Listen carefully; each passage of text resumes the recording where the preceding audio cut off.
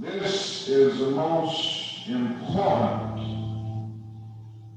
and crucial period of your lives, for what you do now and what you decide now at this age may well determine which way your life shall go. And whenever a building is constructed, you usually have an office as a blueprint. And that blueprint serves as the pattern, as the guide, as the model for those who are to build the building.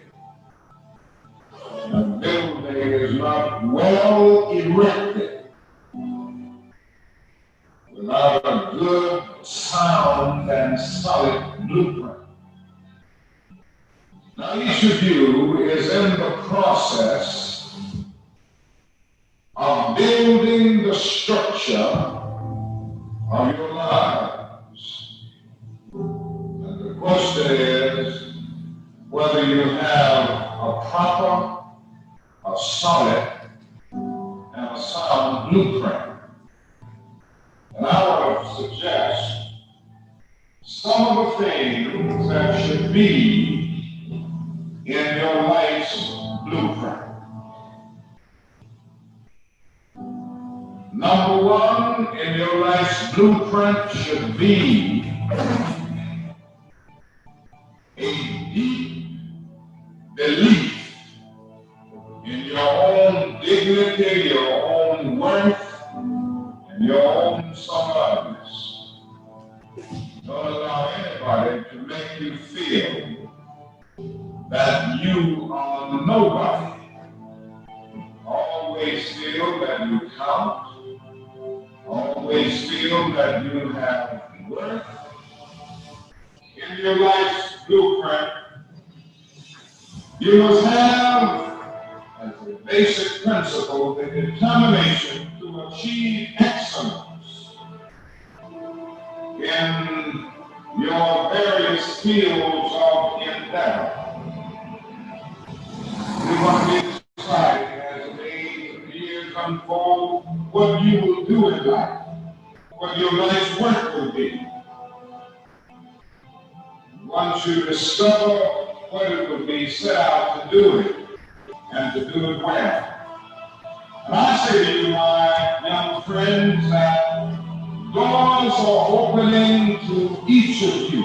Doors of opportunity are opening to each of you that will not open to your mothers and to your fathers. The great challenge facing you is to be ready to enter these doors as they open.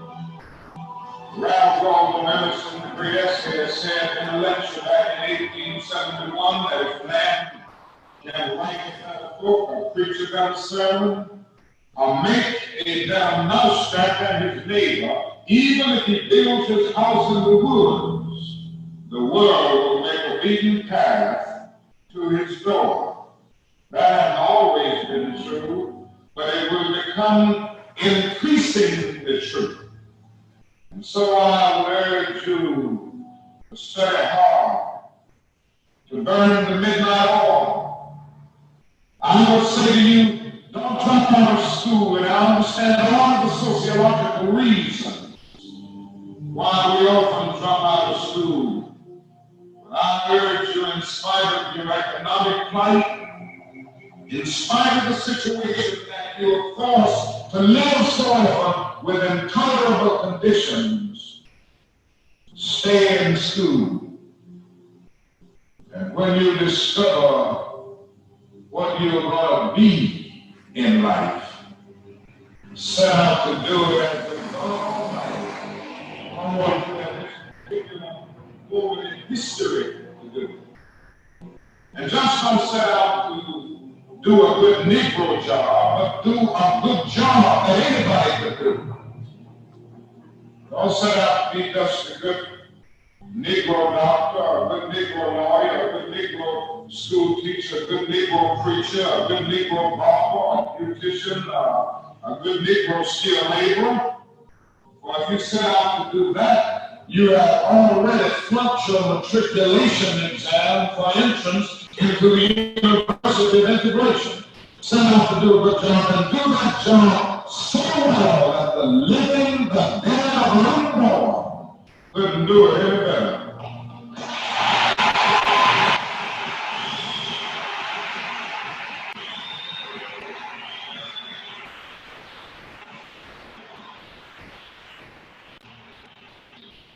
All should love to be a street sweeper. Sweep streets like Michelangelo painted pictures. Sweep streets like Beethoven composed music. Sweep streets like Leontine Price sings before the Metropolitan Opera. streets like Shakespeare wrote poetry.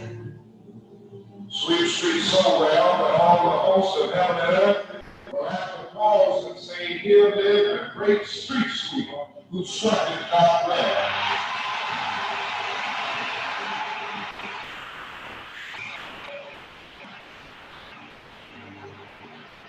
If you can't be a poet on the top of the hill, here's scrub and develop. But be the best little scrub on the side of the wheel. Be a bush if you can't be a tree. If you can't be a highway, just be a trail. If you can't be the sun, be a star. Or isn't my sign that you win or you fail? Be the best of whatever you are.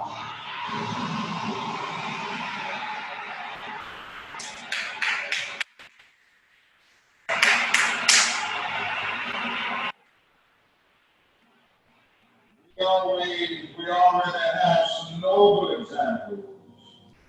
Black men and black women who demonstrated to us that human nature cannot be cataloged.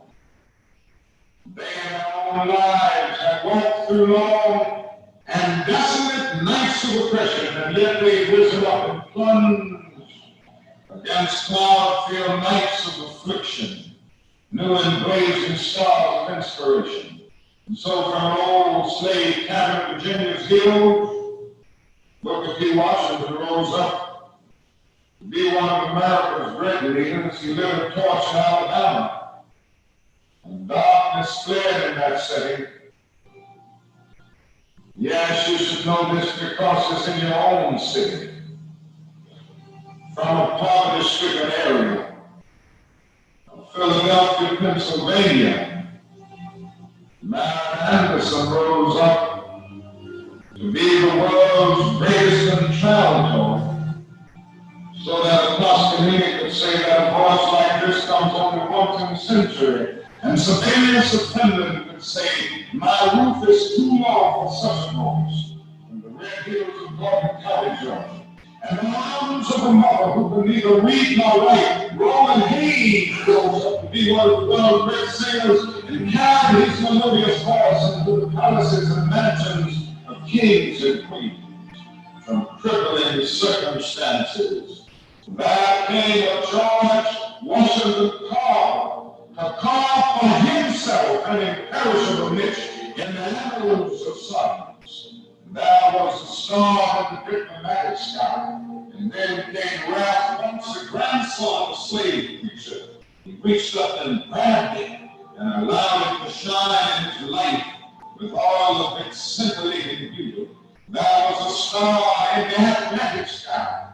And then came Jackie Robinson in his day, and Willie Mays in his day with that powerful bats and that calm spirit. Then came Jesse Owens with his feet and dashing feet. Then came Joe Louis and the Humming Army with the educated fists. All of them came to tell us that we can be somebody, and to justify the conviction of the poet, pleasing looks and black complexion cannot forfeit nature's claim. Skin may differ, but affection dwells in black and white the same. The vine was so everlasting reaches the pole. At the grass of the ocean and the span, I must be measured by my soul. The mind is the standard of the man.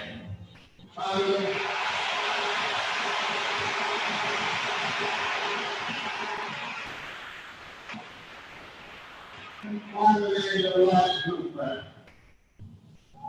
must be a commitment to the eternal principles of beauty, love, and justice. Don't allow anybody to pull you so low as to make you hate them. Don't allow anybody to cause you to lose your self-respect to the point that you do not struggle for justice. However young you are, you have a responsibility to seek to make your nation, or that nation in which to live, you have the responsibility to seek to make life better for everybody. And so you must be involved in the struggle for freedom and justice. Not in the struggle for freedom and justice and many constructive things that we all can do, and that we all must do. And we must not give ourselves to those things which will not solve our problems. You've heard the word nonviolent, and you've heard the word violence. I believe in nonviolence.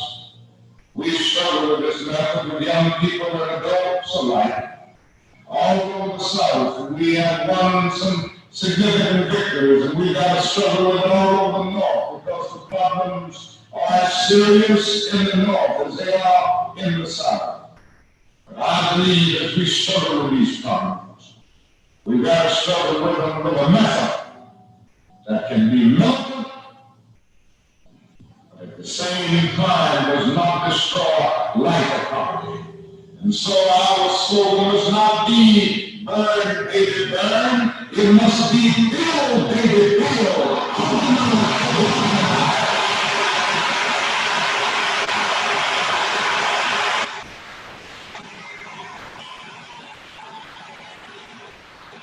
Yes, our slogan must be learn, baby, learn, so that we can earn, baby, earn.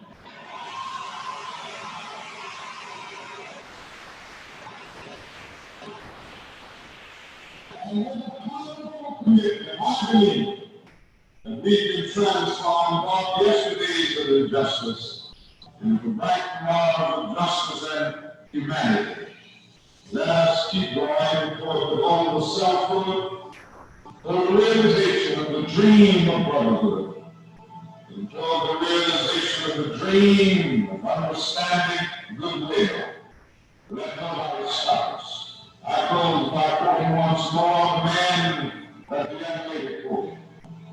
That magnificent black boy who is now passed on, lasting views. One day he wrote a poem entitled Mother's Son. The mother didn't always have her grammar right, but she uttered words of great symbolic profundity. Well, son, I'll tell you, life for me ain't been no pistol stab, accident, road torn up places, with no carpet on the floor, bad. All the time, I've been climbing on and reaching landings and turning corners, and sometimes going into dark, but I ain't been no light. So, boy, don't you stop now. Don't you sit out on the steps, cause you find this kind of hard. But I'm still going, boy. I still climb. And life for me ain't been no crystal stab. Well, life for none of us has been a crystal stab. But we must keep moving. We must keep going. If you can't fly, run. If you can't run, walk. If you can't walk, crawl. But by all means, keep moving.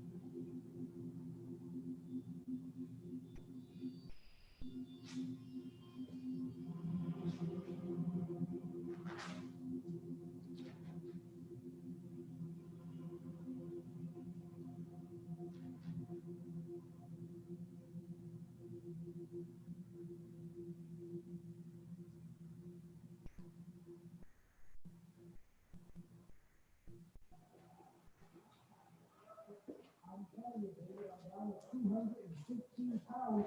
Right now, standing on 215. I'm fighting weight already. I need to train 6 weeks for fight. I've trained 4 months for fight. I'm chopping trees. I've done something special.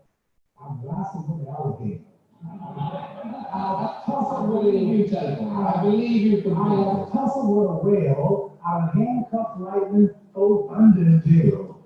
Now you know I'm bad. Oh, last week I murdered a rock. Angel a stone, hospitalized a brick. I'm so mean I make medicine sick. You got one there? One goes like this. People, what's what happened? You meet Joe Frazier again. This how the price of sound on the radio goes in. You can't afford to buy the expensive PA seats.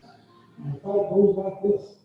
Ding, Ali comes out to meet Frazier. That Frazier starts to retreat. If Frazier goes back in his spot, they can line up in a clean side seat. Ali swings to the left. Ali swings to the right. Look at the kid carrying the fight. Frazier keeps backing, but there's not enough room. It's a matter of time. There Ali lowers the boom. Now Ali lands to the right. What a beautiful swing. And the punch was Frazier clean out with the ring.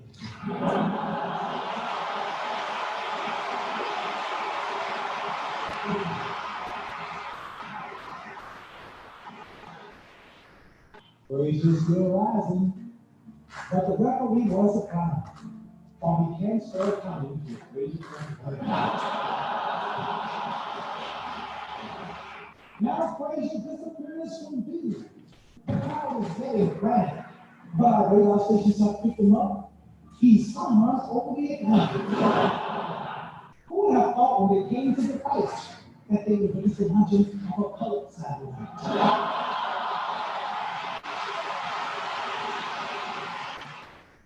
Don't pay no attention to what they say about me. All I do is just do what I have to do and get paid, and that's it. But I don't really pay no attention to the rules of boxing. I don't pay no attention. I defy all the rules. I've added pages to the book of boxing. I have this game such a thing, man. Until boxing promoters can know that before my shows. I have governments like Ariana ready to put up $10 million for me to fight Joe Frazier. I have governments like Egypt when we put up $6 million when people have to run a mile.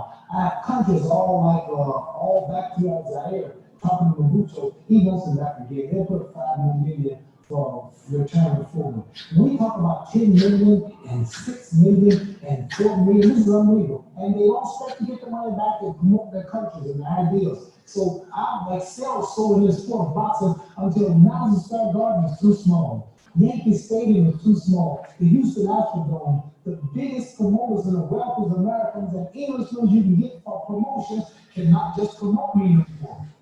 So I'm not only adding pages to boxing, but I added new sections to the boxing book. Everybody stop talking now. I told you all my greatest.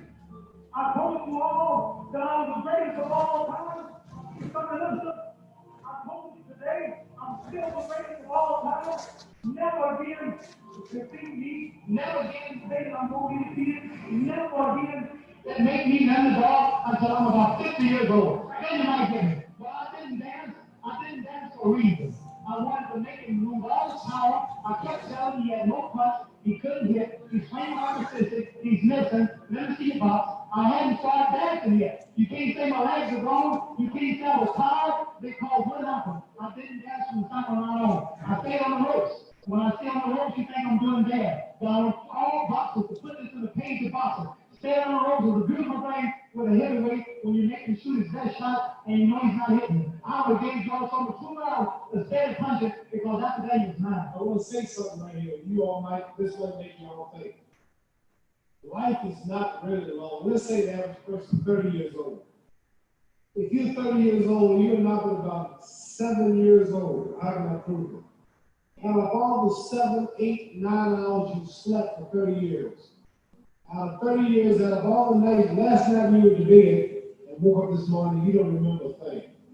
You've been unconscious for about 8 years. If you're 30 years old, you slept for 8 years. Okay. How much traveling have you done in 30 years? The television station, to home, to another country, to another city, to school, to church. You probably traveled 2 years on that instead of just getting back and forth to where you're going. So there's 8 years of sleeping, 2 years of traveling, there's 30 years out of your life before you accomplish anything.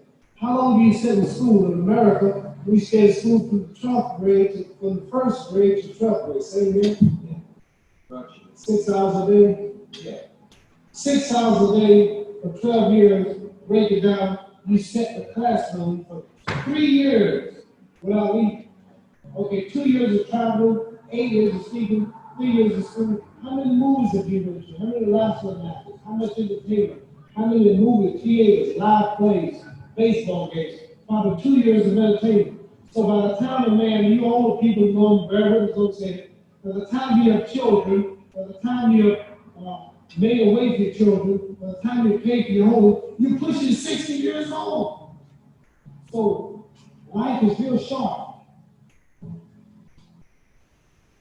You know, I'm sure any will tell you, any fighter that knows what's happening, you really can't plan a fight. And when you meet the man you never met before, right? You just have to get your tools ready. There's a car stops on the highway. They call the AAA or whatever and say, my car's broke down. What is it? What is it? She don't know. So when the man comes with all the tools, and you come equipped to handle whatever the problem is. The astronaut goes into space and he pretends that something happens to the ship before he takes off. He gets out and he works on it. He's not looking for something to happen, but it might happen.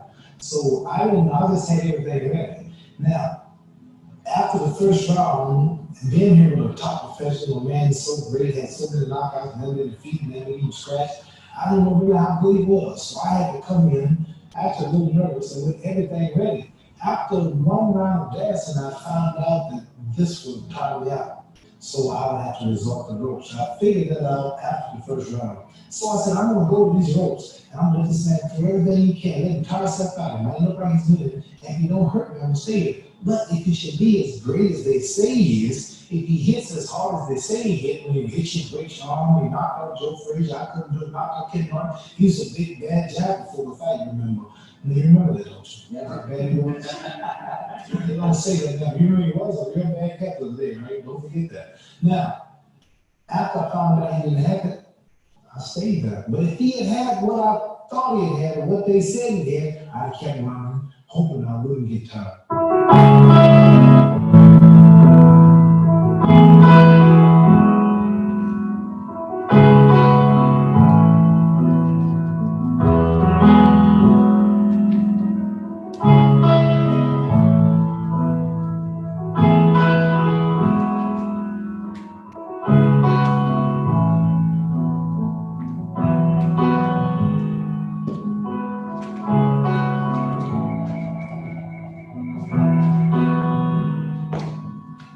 Say people come, say people go. It's particular diamond is extra special. You might be gone, the world may not know. Still I see this in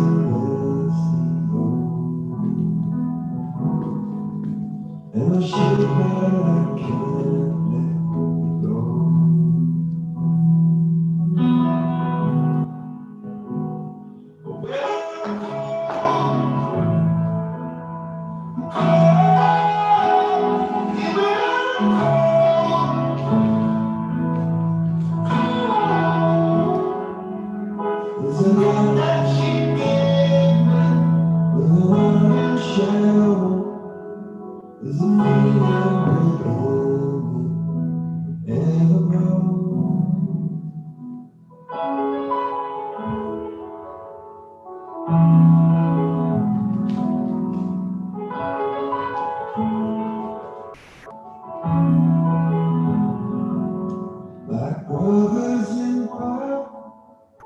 Sisters who ride, you be sure that we friends till we die. The changing of winds and the way waters flow, like a show's been falling snow. And I'm gonna miss you, I know.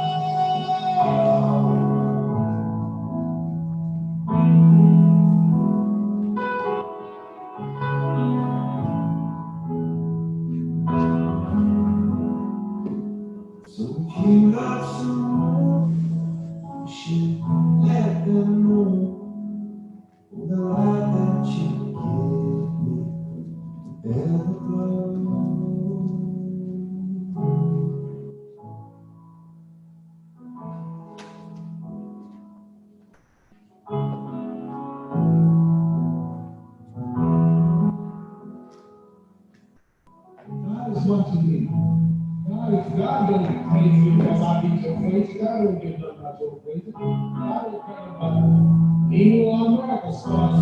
Your wealth is all here. He wants to know how we treat each other, how do we help each other. So I'm gonna dedicate my life to using my name in popularity, helping charities, helping people, uniting people, people bumming each other, causing disease. We need somebody in the world to help us celebrate peace. So when I die, if it doesn't happen, I'm gonna see it.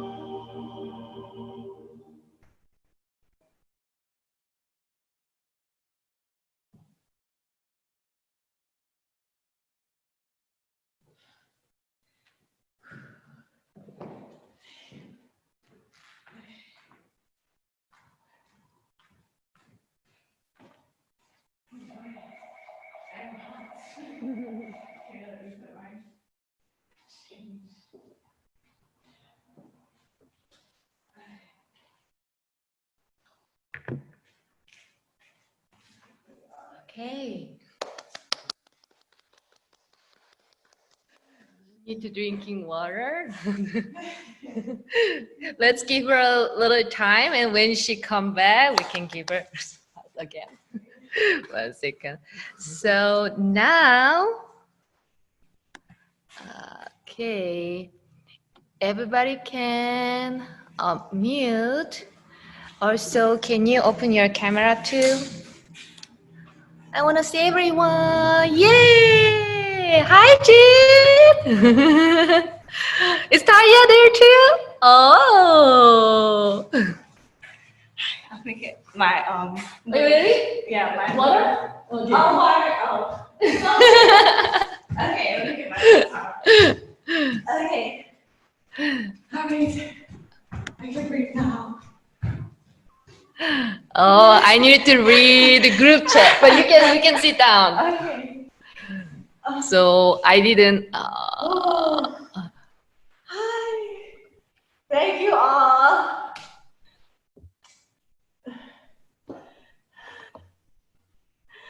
Okay. Oh, they're so cute. 1 second. I'm gonna ask people to unmute. Yeah. Or they all. Let's see. Oh, now unmute. And unmute. I'm gonna ask you to unmute. Yeah, you can control yourself. Unmute. Oh, Yay. Yes. Thank you all for coming. Let's Thank see. you, Dory. 1 second. I'm gonna try. Unmute. Ask you to unmute. I really need the shower like. Yeah, you know what? Actually, it's like it's so good once you get into it. It's like a whole like journey. Okay. Everybody, could you please unmute yourself? If you have any trouble with that, you can raise your hand. I can see Emma is unmute. Jeannie is unmute. Janet is unmute. If you have any questions, I guess. Yeah, but before we going to start the question, hello. It feels so surreal. But I need to get that out. I need to share that with you all. It's almost, it is like a personal diary. My dancing has been like a personal diary of like this whole quarantine and like the experience of loss and the experience of being Black in America, being a person of color, not just that, but like, you know, pulling on everybody's struggles, including mine, and how we can build a better society for not just ourselves, myself, but for everyone. So it was really it was a beautiful outlet. So thank you for like providing the space and the opportunity for the community as well as artists to share, you know, how with one another. So, but thank you all so much. And if you have any questions, feel free to ask questions or Get one. yeah. Yes, Was that I liked the kind of nuance. I don't know if really everybody kind of caught it between the struggle in the black tooling material and then the freedom and the kind of difference in the white cloth. Were you using the Watts Profits for that first segment? The first segment, there is this artist, his name is Moses Sumney. He's almost like a undercover artist that not many people know about, but not Yeah, many we need people. to see your face. Not Maybe I will many- bring the little chair. Oh yeah, the little mini chair. Not many artists know about, but I just did some research and found some of Martin Luther King's speeches that really resonated with me as far as like some of the things that he's been saying historically relates to what we're going through through today. You know, with do we burn or do we build, or do we like how do we rightfully communicate with one another what we're going through without ignoring one another? So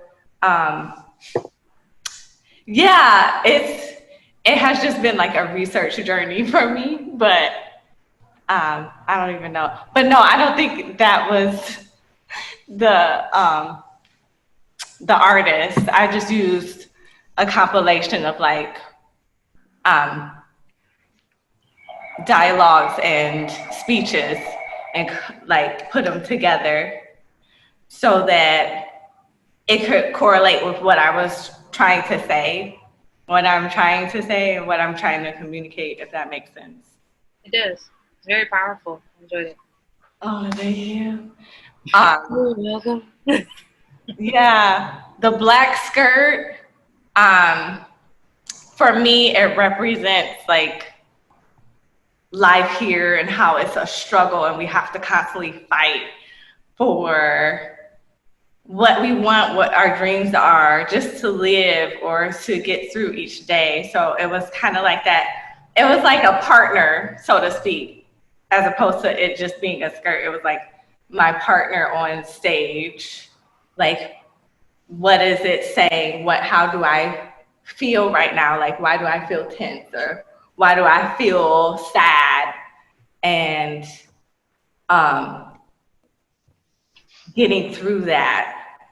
Because at the end of this life here, there's another life, you know, but we have to get through the struggle. So yeah. Any others? If you have any question, you can raise your hand. We have, Jean. Hi, it was really beautiful, and I loved how you know, that idea of struggle, and then when you came back out with the toe shoes on, when you got up and you were just dancing very freely, that was quite beautiful. How long did it take you to come up with this choreography? Well, conceptually and choreographically, it took me about a month to create it. Everything, like from the concept to writing down what Muhammad Ali was saying, what Martin Luther King was saying, thinking about costuming and like, okay, I was like, okay, I don't want to do literal. I didn't want to do literal, but I wanted to, it took me, oh man, I started writing ideas like in May, June. And then I was like choreographing in my space at home and knocking things over. And so, because, you know, with the COVID quarantine and everything, you know, when I got an opportunity to rehearse what I wanted to present in the space, I was like, yes, oh my gosh. But it was like a short time, so I had to do everything at home before doing it in the space. And like today, for me, like with the 4 or 5 hour rehearsal, it was like putting all the puzzles together. Like I had all the pieces that you saw, like consecutively going through each section, were all put together today, but they all were done like weeks ago. So, yeah. Thank you. Yeah.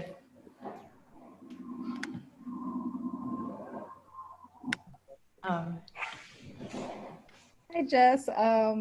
Great job. I thoroughly enjoyed the performance. I just wanted to piggyback on Jean's question, just in terms of the planning.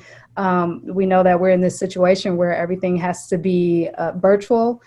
Was your approach to planning slightly different, knowing that you won't have the live audience and everything has to be broadcasted electronically? Just what was that experience like, as well as the performance, performing to folks on Zoom? That was a toughie. Jory can attest to. Like, we all wanted to give you that experience of being in the theater. And in my mind, I was like, okay, maybe we won't be in the theater, maybe we will, but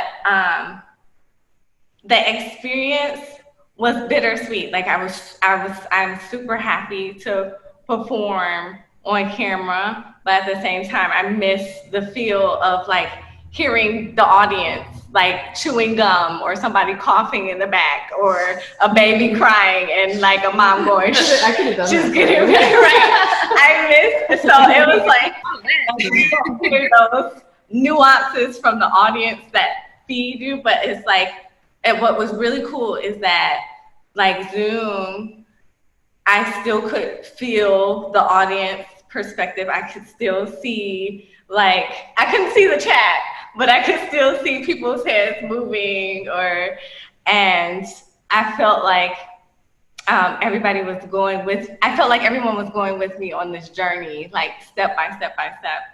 And it was bittersweet. Like, as I was going through it, I was trying not to go into an ugly cry because it was like, I don't even know when we'll have an opportunity to do this again.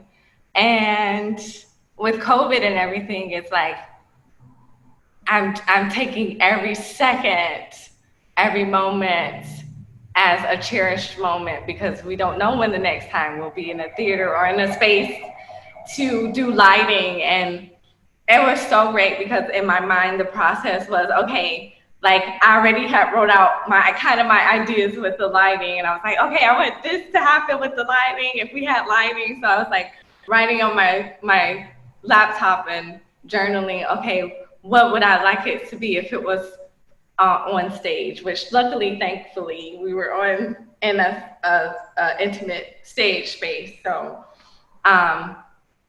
I just was like, you know what, go hard or go home. So I was like, let me just get these props. Let me get like my idea of what I envisioned. And so it was beautifully put together. And the experience has been wonderful. At the same time, it's like bittersweet because I was like, oh my God, here comes the ending. No, don't let it end. And so, yeah, but it's been great. It's challenged me. I've learned a lot. I pulled a lot on endurance. A lot of like the choreography stemmed from the speeches about, you know, Muhammad Ali. He talked about how he wrote the books for boxing. Like he wrote the books for like how you box and how you just improvise sometimes and feel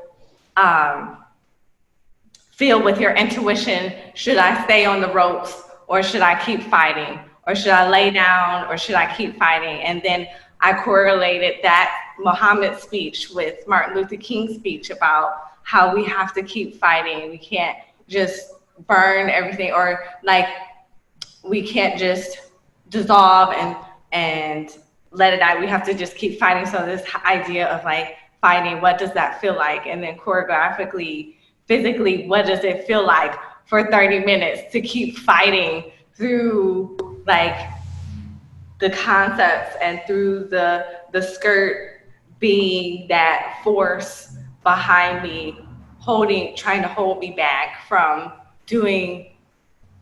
being free. So yeah, it was a great process. It made me think and do my research, you know, so yeah. Okay, any other? You can raise your hand. Anything you want to share? I'm not able to raise my hand, but I wanted to say you are beautiful. You did awesome. I'm so glad I was able to watch tonight. And to everyone, I hope that you guys all enjoyed it too, because this has been a highlight to my day. You had beautiful points.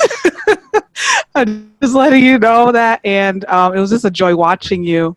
I did have one last question, of course, if anyone else didn't have any, but I did want to ask you, why do you feel that this dance is important right now at this time, other than, of course, you know, what we're going through in this season in our nation's history? I definitely think it's important for this time because I just want everybody to know, like, you have a voice and everybody has a voice, and to use your voice. And I think that for me, it felt like, and I felt the urge to like dance is my voice. And so I was like, you know what, if I can encourage someone else to do that next thing, or to do that big production, or write that, you know, book, or write that poem, like I feel like this is the greatest time during this like quarantine to really dig into like putting yourself out there and just bearing your soul, because you never know when you will have an opportunity to do it again, or when you'll have an opportunity to do it. And I think that during this time, even for me, I wanted to give a sense of hope, a sense of joy in the midst of the chaos. I wanted to create a piece that not just, you know, makes me think or you think, but also brings a smile to you guys' faces in the midst of all the chaos and the craziness. I felt like, you know, this was a beautiful opportunity to give a breath of fresh air and some light and happiness at the end of the day. So that's mostly why I felt led to do it. And I felt like I needed to share, like, yes, we're going through so much cohesively in our day-to-day journeys, but we're all holding hands and getting through it together. So, yeah. It was a breath of fresh air. Thank you so much.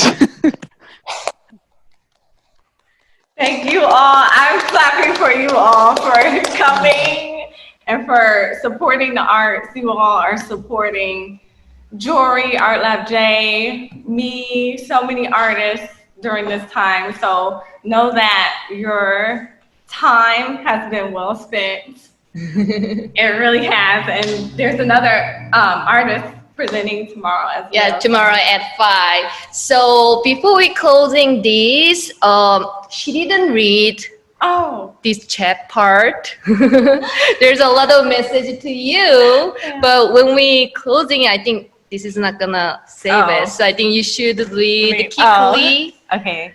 Yeah, so the beginning part, we had some technical problem, but we solved. We reset. Okay. Yeah, sorry about that. But there's like, thank you guys. Oh, yay. Amazing, yeah, thank you. We are reading Jungru chat. Nice job, beautiful, nice, bravo. Fantastic, wow, that was awesome. Well, Jessica, I have a statement to say. Keep up the good work. I know your journey as your mother from birth, and only God gave you that gift. Don't let no one take it away. As you have been taught by him, there's one race, and that's the human race. And that's what we should be about. Not the skin tone, but the human race and our character and our heart, our integrity, our care, our genuineness, our kindness. Keep being the kind and nice person that you are, even though you can have those troublesome days, as we all do. Okay. And I thank God for you. Oh, thank you, Mom. Oh. Well, thank you all so much. And of course, if you have any questions, you can message ArtLab J or message me.